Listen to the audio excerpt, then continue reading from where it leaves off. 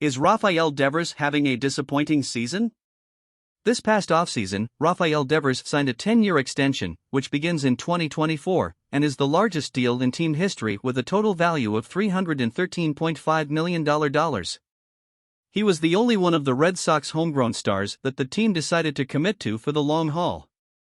This was a good decision and a very necessary one after trading Mookie Betts and letting Xander Bogaerts leave in free agency. Fresh off of this great news, Devers reported to spring training with the newly inflated expectations that a deal of that magnitude bestows upon its recipient. So far, it's fair to ask whether Devers is living up to this massive contract. His slash line is underwhelming by his standards at .242/.283/.500 with a 103 WRC+. If those numbers stay there for the entire season, that would represent his second lowest batting average of his career and his lowest on-base percentage. Moreover, he's striking out more than he was last year and walking less. While all of these things sound like bad news, if we take a look under the hood we see that the run-producing engine that is Devers looks to be running smoothly. The first number to consider is his BOBIP, which sits at .246 compared to his career average of .315. This tells us that he's having some seriously bad batted ball luck.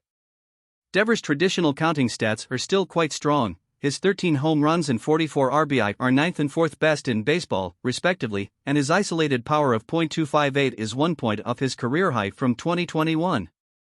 Looking at his expected numbers, we see what the future has in store for him if he just simply continues doing what he's doing. His expected weighted on-base average is 39 points higher than his actual WOBA of .366. His expected batting average of .279 is also much more in line with his career batting average of .280. Devers is still hitting the ball exceptionally hard, and if he maintains his current pace, his hard hit rate of 51.6% would be the highest of his career. His average exit velocity is tied for his career best. He's pulling the ball more than ever, and he's hitting fewer ground balls than ever before. For a run-producing middle-of-the-order bat, these all seem like good things.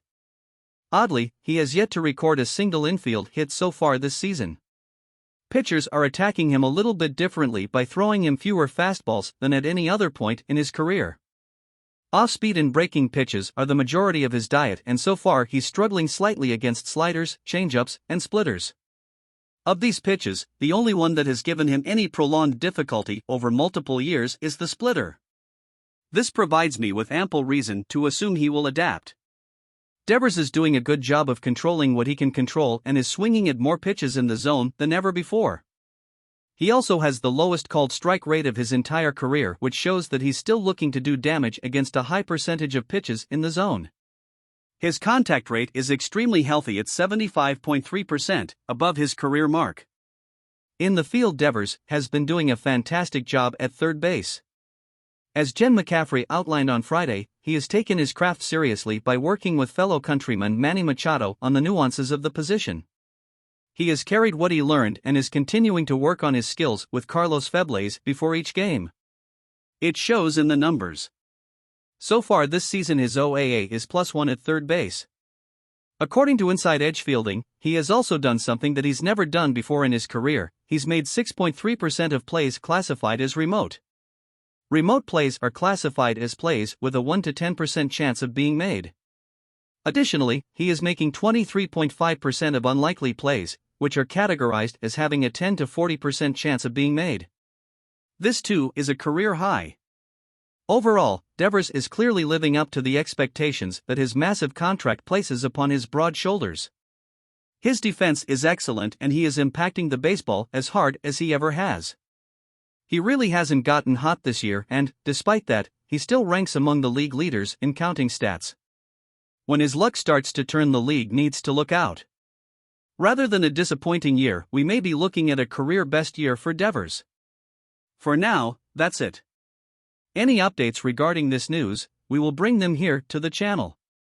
Thank you very much for watching, and see you in the next video.